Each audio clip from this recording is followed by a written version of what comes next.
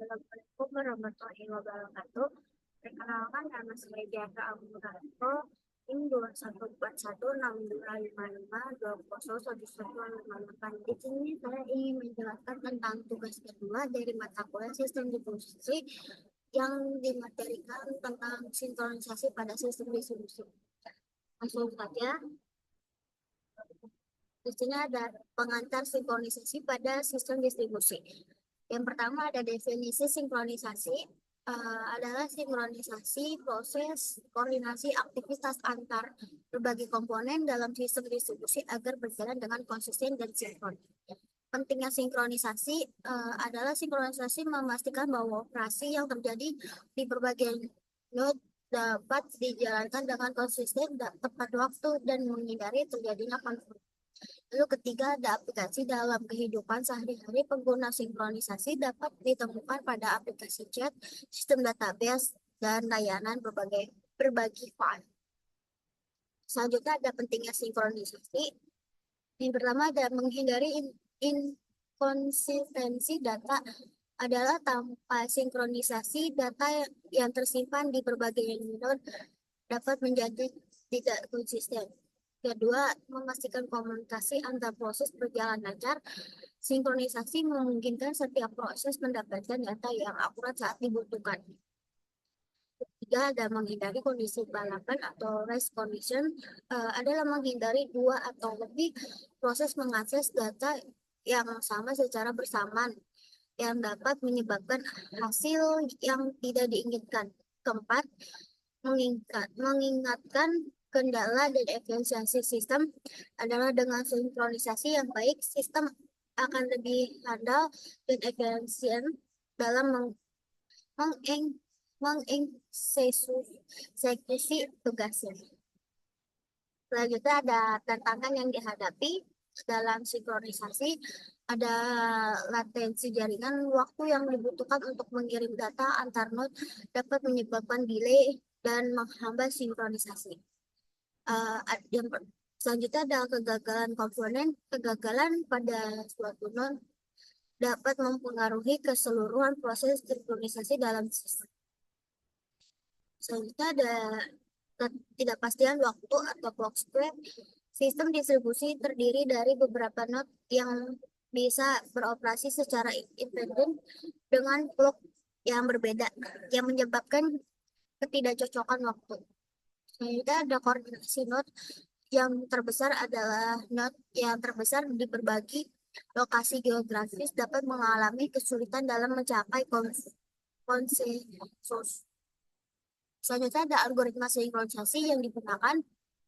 Ada algoritma raport atau logical clock atau digunakan untuk memberikan urutan kejadian secara logis di antara node yang didiskusi, memastikan proses berjalankan sesuai dengan urutan. Terus yang kedua ada algoritma trust atau algoritma konsensus yang digunakan untuk menjaga konsistensi data di antara cluster terdistribusi, digunakan dalam sistem seperti database yang dibutuhkan data selalu sinkron. Tiga, ada algoritma Bully digunakan untuk pemilihan koordinator dalam lingkungan terdistribusi, dan koordinator diperlukan untuk menentukan untuk urutan eksekusi dan menjaga konsistensi.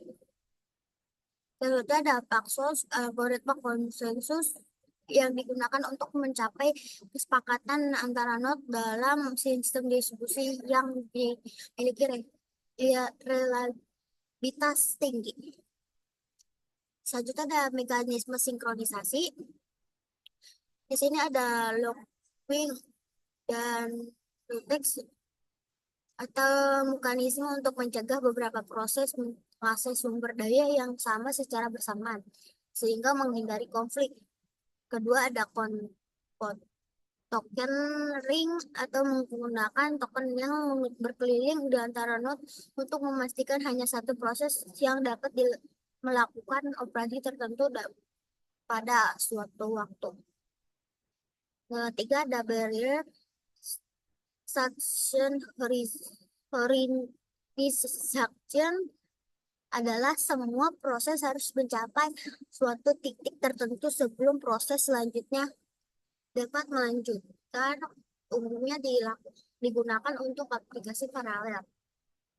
Selanjutnya ada vector clock atau pengguna vektor clock untuk melacak urutan kejadian dalam sistem distribusi untuk memastikan tidak adanya yang tumpang tindih. Selanjutnya ada contoh implementasi sinkronisasi. Yang pertama ada sistem file distribusi atau HDFS menggunakan protokol locking untuk menghindari akses data bersamaan oleh beberapa node yang dapat menyebabkan inkonsistensi data. Kedua ada database terdistribusi atau Cassandra untuk MongoDB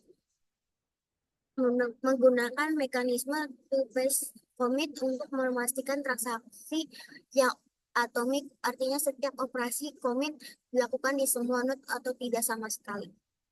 Yang ketiga ada sistem koordinasi Apache Zookeeper atau menggunakan mekanisme logging untuk koordinasi antara klien dan menjaga konsisten data. Selanjutnya ada kasus pada Google Spanner. Yang pertama ada Google Spanner adalah database distribusi global yang menggunakan real-time API untuk menyediakan sinkronisasi untuk hampir akurat di seluruh dunia. Yang kedua ada real-time API adalah menggabungkan data dari GPS dan atomic clock untuk meminimalkan clock square sehingga memungkinkan sinkronisasi yang akurat antara node dalam skala global. Yang ketiga ada pencapaian konsisten adalah dengan bantuan real-time Google Spanner dapat mencapai konsistensi yang kuat bahkan ketika node tersebar di berbagai lokasi geografis. Tantangan dalam sinkronisasi dan solusinya, yang pertama ada problem doctrine adalah sinkronisasi waktu menggunakan NTP atau Network Time Protocol atau GPS dapat membantu mengurangi perbedaan clock antara node yang terbesar. Kedua adalah masalah ketersediaan menggunakan replikasi data untuk mengingatkan kesediaan dan algoritma Konsensus seperti Paxos atau RAP untuk mencapai kesepakatan antara node dalam menjaga konsistensi. Ketiga ada network partitioning adalah solusi dengan menggunakan protokol toleransi partisi atau cap tolerance seperti memastikan data tetap tersedia dalam kasus partisipasi jaringan. Kesimpulannya, pertama ada sinkronisasi adalah elemen krusial dalam menjaga konsistensi kendala dan efisiensi sistem distribusi. Kedua ada tantangan seperti latensi, kegagalan komponen, dan clock drift dapat diatasi dengan berbagai algoritma dan teknik sinkronisasi. Tiga ada implementasi sinkronisasi dalam sistem distribusi sangat beragam mulai dari database, sistem file, hingga sistem koordinasi. Sekian, terima kasih. Mohon maaf ada kesalahan penyebutan kata atau yang lain. Mohon maaf. Assalamualaikum warahmatullahi wabarakatuh.